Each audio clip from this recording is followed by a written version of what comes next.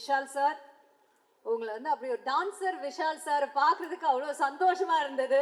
Once again இந்த ஒரு typical ஒரு செட் சாங்ல எல்லாம் ஆடுறது அவ்வளோ அழகா இருந்தது sir. Thank you so much. And Vishal sir பற்றி சொல்லணும்னா, அவர் வந்துட்டு இந்த அவருடைய பட ப்ரொமோஷன் அப்போ வருவார், அப்புறம் திரும்ப அப்படியே எங்கே போகிறாருன்னே தெரியாது. ஆனால் பட ப்ரொமோஷன் தான் நமக்கு தெரியும், தீபாவளி சீசன் வர அடுத்த தீபாவளி தான் பண்டிகைன்னா திடீர்னு ஒரு நாள் ராக்கெட் வரும். ஓ இனிமே தீபாவளி வந்துருச்சு பக்கத்துலங்கிற மாதிரி திடீர்னு வருவார். ஒரு சரவடியா வந்து ஏதாவது ஒன்று பண்ணி விட்டு போயிடுவார். சார் என்ன நீங்கள் சும்மாவே வரமாட்டீங்களா, இந்த மாதிரி எப்பயும் சேட்டை பிடிச்ச ஆளாவே இருக்கீங்களே, அந்த மாதிரி கேட்க தோணும். இப்போ பார்த்தீங்கன்னா திடீர்னு இப்படி நம்ம உட்காந்துட்டு இருக்கும்போது பொங்கலுக்கு என்ன பண்ணுறது அப்படி உட்காந்து திடீர்னு எம்ஜிஆரோட இருந்திருக்காரு. So happy for you Vishal and we love you. And இன்னொரு சந்தோஷமான விஷயம் என்னன்னா, ஹீரோ ஆனதுக்கப்புறம் விஜய் ஆண்டனி சார் வந்து இன்னொரு ஹீரோவுக்கு மியூசிக் போடுற அந்த ஒரு பொறுப்பு கொஞ்சம் கம்மி பண்ணிக்கிட்டாரு. அது எங்களுக்கு ரொம்ப சந்தோஷம். ஏன்னா உங்கள் படங்களில் நீங்கள் எங்களுக்கு போதுமான அளவு நல்ல பாடல்கள் தந்துடுறீங்க. பட் இருந்தாலும் to go back and reintroduce you one more time as the Vijay Antony, who has given us rocking songs. We're so happy to have you here again. So welcome. And on that note, let's welcome the ever gorgeous, the one and only, the Khushbu ma'am also. Thank you so much for joining us, ma'am. You look lovely as usual. So முதல்ல வந்துட்டு Sundar sir, நீங்க தான் மேடைக்கு வந்து இந்த இனிய விழாவை துவக்கி வைக்க வேண்டும். ப்ளீஸ் வாங்க. Let's give it up for the master craftsman, Sundar sir.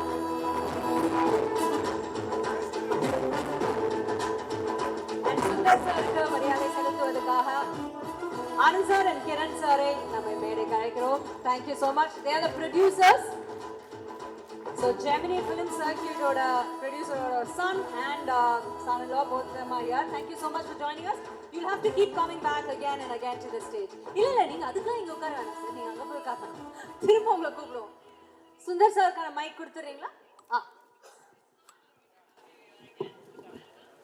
வந்திருக்கும் பெரியவர்கள், பத்திரிகை, மீடியா அண்ட் சோஷியல் மீடியா சகோதர சகோதரிகள் அனைவருக்கும் எனது மாலை வணக்கம்.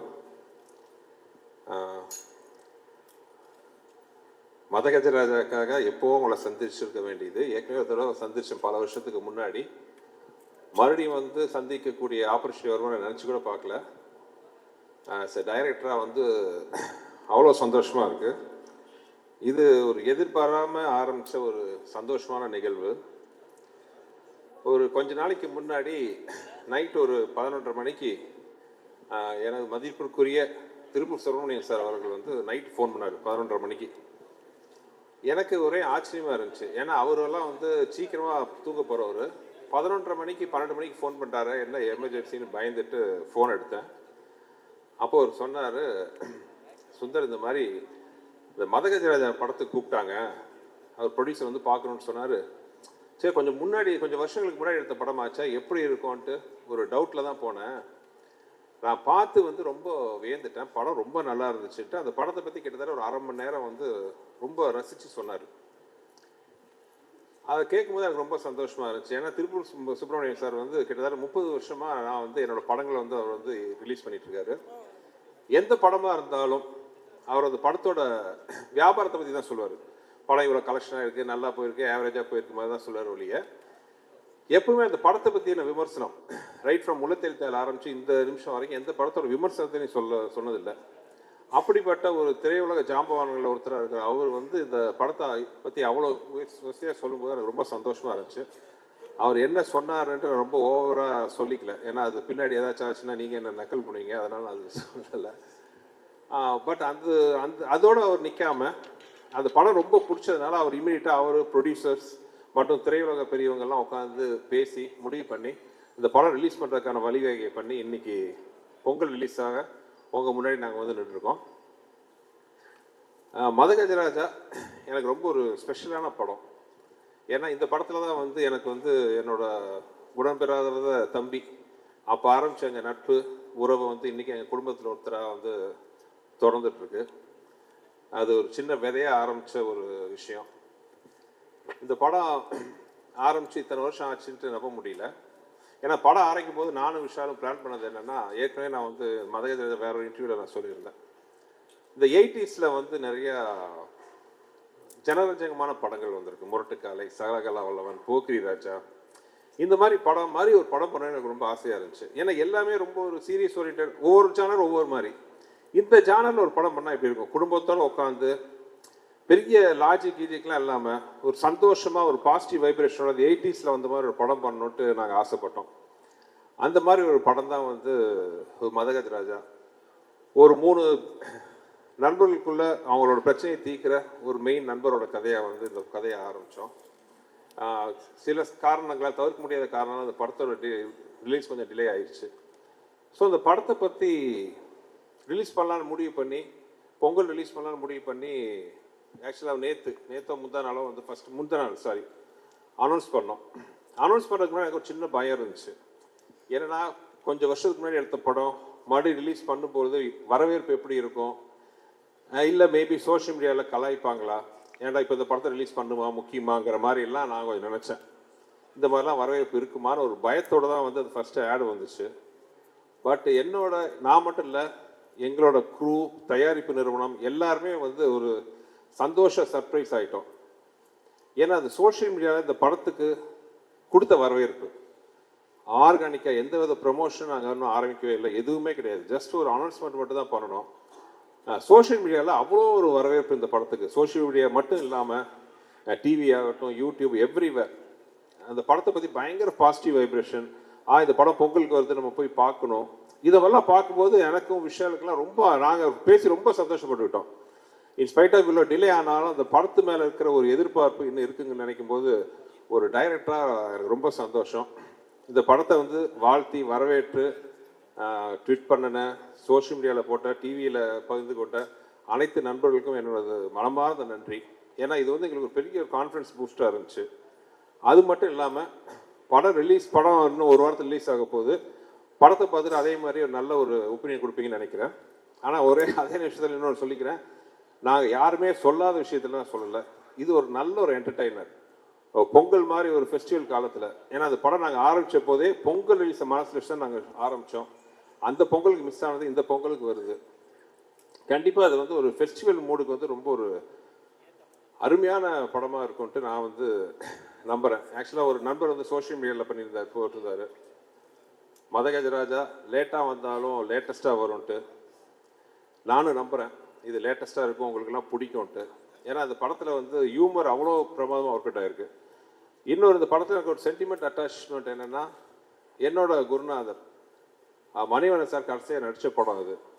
இப்போ வந்து அவர்லாம் நம்ம நடுவில் இல்லைன்னு நம்பவே முடியல என்னால். இன்னும் வந்து அவர் நின்று ஆசீர்வாதம் பண்ணிட்டு இருப்பார்னு நினைக்கிறேன். அதே மாதிரி வந்து எனக்கு வந்து ரொம்ப மரியாதைக்குரிய டைரக்டர் திரு மனோபாலா அவர்கள். மனோபாலா சாரோட இந்த படம் நான் ஒர்க் பண்ணதான் ரொம்ப இந்த படத்தை எதிர்பார்த்தார். ஏன்னா அந்த படத்தில் வந்து ஒரு 15-20 நிமிஷம் விஷால், சந்தானம், மனோபாலா சார் வச்சு ஒரு எபிசோடு வரும். நான் ஏற்கனவே சொல்லியிருக்கேன், நான் நிறைய காமெடியெல்லாம் பண்ணியிருக்கேன். ஆனால் நான் பண்ண காமெடியிலேயே வந்து எனக்கு ரொம்ப ஃபேவரட் எதுன்னு கேட்டிங்கன்னா அந்த ஒரு 20 நிமிஷம் எபிசோடு. எல்லாருமே வந்து மனசு விட்டு சிரிக்கக்கூடிய, ரசிக்கக்கூடிய மாதிரி அது ஒரு இன்ட்ரெஸ்டிங்கான ஒரு எபிசோடு வரும் இந்த படத்தில். ஒவ்வொருத்தரையும் மனோபாலா சார் வந்து கேட்பார், எப்படா அந்த படம் ரிலீஸ் ஆகுது, அந்த படம் ரிலீஸ் ஆச்சுன்னா என் ரேஞ்சே வேறு அப்படின்னு சொல்லிட்டு இருப்பார். அன்ஃபார்ச்சுனேட்லி அவர் இல்லை. ஆனால் அவர் நினைவுகளை வந்து இந்த படம் இனிமையாக சுமந்துட்டு வரும்ன்ட்டு நம்பிக்கை எனக்கு இருக்குது. இந்த படத்தில் வந்து ஒரு மிகப்பெரிய ஒரு ப்ளஸ் என்னென்னா, அப்பார்ட் ஃப்ரம் விஷால், விஜய் ஆண்டனி, நானும் விஜய் ஆண்டனியும் வந்து ஃபஸ்ட்டு சேர்ந்து ஒர்க் பண்ண படம் இதுதான்.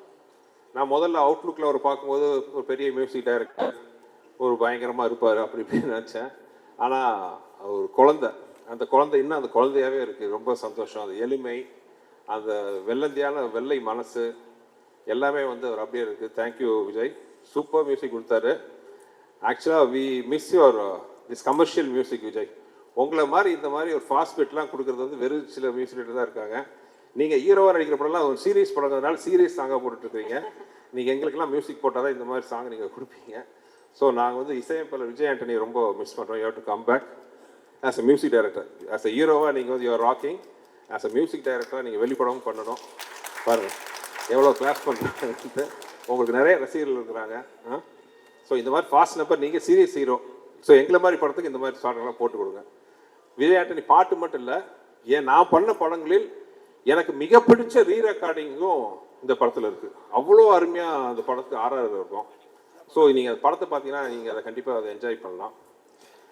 அப்புறம் இந்த படத்தில் என்னை விட அதிக கஷ்டப்பட்ட ஆத்மா யாருன்னா விஷால் தான். தெரியாதனமாக அவர்கிட்ட சொல்லிட்டேன் கிளைமாக்ஸ் வந்து ஒரு 8 பேக்ஸில் வரணுன்ட்டு. சரின்ட்டாரு. But due to some reasons வந்து அந்த 8 பேக்ஸ் ஷூட்டிங் தள்ளி போயிடுச்சு. கிட்டத்தட்ட ஒரு வருஷம். அந்த ஒரு வருஷம் அந்த 8 பேக்ஸை மெயின்டைன் பண்ணுறது சாதாரண விஷயம் கிடையாது. வெறும் பச்சை தண்ணியை குடிச்சிக்கிட்டு நாங்களாம் சாப்பிடும்போது சோத்தை எல்லாம் மூந்து பார்த்துக்கிட்டு அவ்வளோ கஷ்டப்பட்டார். இன்ஃபேக்ட் ஃபைட் சீக்வன்ஸ்லாம் நிறைய இடத்துல வந்து விளையாட சொல்ல உயிரை பணையம் வச்சு. ஆக்சுவலாக இந்த ட்ரைலரில் கூட ஒரு ஷாட் பார்த்துருப்பீங்க. அவர் மொட்டராஜன் தலையில் உட்காந்து கீழே வால்ட் அடிக்கணும். அது சின்னதாக டைமிங் மிஸ் ஆகி கழுத்தில் லேண்ட் ஆச்சு. அதை பார்த்து எனக்கு கழுத்து அந்த டொக்குன்னு சத்தமே கேட்டுச்சு. எனக்கு உயிரே போயிடுச்சு. ஐயோ என்ன ஆக போதோ எதோ வருது மனசில். நல்ல வேலையை அப்போலோ பக்கத்துலேயே நாங்கள் ஷூட் பண்ணிட்டு இருந்தோம். இமீடியட்டாக அப்போலோ கூப்பிட்டு போனோன்னா அந்த டாக்டர் பார்த்துட்டு சொன்ன ஒரே வார்த்தை, பிகாஸ் இவர் ஃபிசிக்கலாக எக்ஸசைஸ்லாம் பண்ணி அவ்வளோ ஸ்ட்ராங்காக இருக்கிற ஒரே காரணத்தினால வந்து இதனால் எந்த ஒரு பாதிப்பு இல்லைன்னு சொன்னார். ஆனால் அதை பற்றி இவர் கவலைப்படாமல் இமீடியட்டாக வந்து அடுத்த ஷாட்டுக்கு ரெடி ஆகிட்டார். ஸோ படத்தில் ஆக்ஷன்ஸ்லாம் ரொம்ப நல்லாயிருக்கும். எஸ்பெஷலி இந்த கிளைமாக்ஸ் தான். கிளைமாக்ஸ் வந்து 2 மலைகள் மோதிக்கிற மாதிரி ஒரு ஃபைட் சீக்வன்ஸ் வரும். அதில் வந்து சோனு சூட் ஃபஸ்ட்டே வந்து சோனு சூடோட சட்டையெல்லாம் கழிச்சு ஒரு பேர் பாடியில் வர மாதிரி அவரை பார்த்தோம். நாங்களாம் வாயை பொழுந்துட்டோம். சும்மா ஒரு 6.25 அடி உயரத்தில் ஒரு பாடி ஒரு 6 பேக்லாம் வச்சுட்டு அப்படி இருந்தார். நாங்கள் ஷூட் பண்ணும்போதே பயந்தோம். அடுத்த நாள் வந்து நம்ம கருப்பு தங்கம் வந்து சட்டையை கழட்டினாரு. எல்லாம் அறந்துட்டோம். அப்படி ஒரு பிசிக் அந்த பாடி படத்துக்காக ஒரு கட்டமைச்ச பாடி. அந்த மாதிரி எனக்கு இனிமே அந்த மதகஜராஜா வெளியில் வரணும்னு இவ்வளோ ரொம்ப போராடினதுக்கு ஆசைப்பட்டதுக்கெல்லாம் ஒரே காரணம், விஷால் பட்ட கஷ்டத்தை மக்கள் பார்க்கணும். மக்கள் பார்த்து அதை பிடிச்சி ஏற்றுக்கிறது மக்களோட கையில் இருக்கு, பத்திரிகையாளர்கள் உங்கள் கையில் இருக்கு. ஆனால் அந்த உழைப்புக்கு வந்து அவங்க பார்த்தா தானே அதை என்னன்னு டிசைட் பண்ண முடியும். ஸோ அந்த மாதிரி மதகஜா ரிலீஸ் பண்ணணுன்ட்டு நாங்கள் ரொம்ப ஆசைப்பட்டது காரணம் விஷாலோட உழைப்பு என்னட்டு எல்லாம் பார்க்கணுன்னு ஆசைப்பட்டேன். மதகஜா இஸ் ஃபேண்டாஸ்டிக் ஃபேமிலி என்டர்டெய்னர். ரொம்ப ஏதோ நல்ல விதமாக எனக்கு ஒரு லைசன்ஸ் கொடுத்துருக்கீங்க. சுந்தர்சி படம் யாரும் சொல்லாத ஒரு விஷயத்தெல்லாம் சொல்ல போகிறது இல்லை, புதுசாக எந்த விஷயமும் இருக்க போகிறது இல்லை. ஆனால் என்டர்டெயின்மெண்ட்டாக இருக்கும், குடும்பத்தோடு பார்க்க வரலாம். மினிமம் ஒரு படத்தில் ஒரு 15 நிமிஷமாச்சும் உங்கள் மனசார சந்தோஷப்பட்டீங்கன்னா அதுதான் நீங்கள் எனக்கு கொடுக்க போகிற மிகப்பெரிய பரிசாக நான் இது வரைக்கும் நினச்சிட்டு இருக்கேன். மதகஜராஜா அந்த அனுபவத்தை உங்களுக்கு கொடுக்கணும்னு நான் நம்புகிறேன். பார்த்து நீங்கள் எல்லாருமே சப்போர்ட் பண்ணணும். அப்புறம் இந்த படத்தில் வந்து முக்கியமான விஷயம், விஜய் ஆண்டனி சார் மட்டும் இல்லாமல் எனக்கு இருந்த ஒரு அருமையான டெக்னிக்கல் குரூ. இத்தனை வருஷம் கழிச்சும் அவங்களாம் என் முன்னாடி உட்காந்துருக்கிறத பார்க்கும்போது அவ்வளோ சந்தோஷமாக இருக்குது. என்றைக்குமே என் தம்பியா, என் வலது கையா, என்னுள் பாதியாக இருக்கிற என் அன்பு தம்பி வெங்கட், அப்புறம் இந்த படத்துக்காக உயிரை கொடுத்து ஒர்க் பண்ண ரிச்சர்ட், இத்தனைக்கு இவ்வளோ பிஸியாக இருக்கிற ரிச்சர்ட், பிஸி கேமராமேனாக இருக்கிறவர், இந்த படத்தை ரிலீஸ் பண்ணணுன்னா எல்லா வேலையும் விட்டுட்டு வந்து இந்த படத்துக்கு இது விடிய உட்காந்து இந்த சாங்லாம் ரெடி பண்ண ரிச்சர்ட் ஆகட்டும். என்னுடைய பல படங்களுக்கு எனக்கு உறுதுணையாக இருக்கிற ஸ்ரீகாந்த், எடிட்டர் ஸ்ரீகாந்த், அவரும் அதே தான், விடாமுயற்சிக்கு அவர் தான் எடிட்டர். பட் இந்த படம் நம்ம மறுபடியும் ஷூட் ரெடி பண்ணணுன்னொன்னே அந்த வேலையாக பிஸியாக இந்த வேலையை உட்காந்து பார்த்துக்கிட்டு எந்த வித எதிர்பார்ப்பும் இல்லாமல் இது நம்ம படம் சார், இந்த படம் வந்து ரிலீஸ் ஆகணும், ஜெயிக்கணும்ட்டு கை கொடுக்க வந்த ஸ்ரீகாந்த், ரிச்சர்ட், என் ஆர்ட் டைரக்டர் குருராஜ், அப்புறம் என்னோட ப்ரொடக்ஷன் எக்ஸிக்யூட்டிவ் பாலகோபி, இன்னும் கூட ஒர்க் பண்ண எல்லாரையும், சாரி யாராவது பேர் விட்டு போச்சுன்னா எல்லாம் மன்னிச்சுக்கோங்க. எல்லாருக்கும் இந்த சந்தர்ப்பத்தில் நான் நன்றி சொல்ல விரும்புகிறேன். மொத்தத்தில் ரொம்ப நேரம் பேசி உங்களை இது பண்ண விரும்பல. அதே மாதிரி முக்கியமாக நான் சொல்ல வேண்டியது Gemini productions.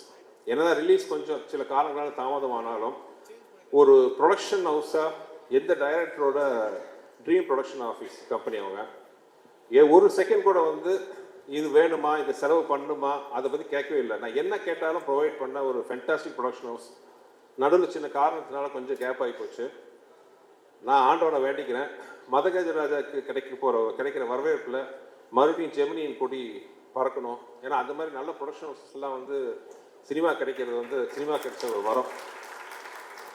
So we wish Gemini productions coming back again in a big way sir. You're already big, but as a production house I want you to come back in a big way mister Anand and Kiran sir. And thank you. பொங்கலுக்கு பத்திரிகைகள் உங்கள் முன்னாடி வந்து நின்று எப்பவும் போல் நான் வேண்டி கேட்டுக்கிறேன், படத்தை நல்லபடியாக மக்கள்கிட்ட போய் சேர்த்தணும். நீங்கள் படம் பாருங்கள், ரசிப்பீங்கன்னு நம்புகிறேன். வேறு என்ன சொல்கிறது, உங்களுக்கு எல்லாருக்கும் இந்த படத்தை பற்றி தெரியும். அப்புறம் எல்லாருக்கும் இந்த படத்தை ரிசீவ் பண்ண இந்த படத்தை ரிலீஸ் பண்ண போகிறோங்கிற செய்தியை கேட்டோம், நல்லபடியாக ரிசீவ் பண்ணி பாசிட்டிவாக நியூஸ் பண்ணின, ட்விட் போட்ட, சோஷியல் மீடியா நண்பர்கள், மீடியா டிவி நண்பர்கள் அனைவருக்கும் எனது வணக்கம், எனது நன்றிகள். அப்புறம் என்னன்னைக்கு எனக்கு பெரிய சப்போர்ட்டாக இருக்கிற என்னோட லக்கி மாஸ்கட் என் ஒய்ஃபுக்கு நன்றி. திடீர்னு அரேஞ்ச் பண்ண ப்ரோக்ராம் சொன்ன உடனே வேறு எந்த ஃபங்க்ஷனுக்கும் அவ்வளோ சீக்கிரம் ஒத்துக்காத டிடி, எங்கள் மேலே இருக்கிற நட்புல அன்போடு வந்ததுக்கு ரொம்ப நன்றி DD. You made our evening and thank you everybody. நன்றி. மறுபடியும் எல்லாத்தையும் சந்திக்கிறேன் சின்ன கேப்புக்கு அப்புறம். தேங்க்யூ. Thank you sir.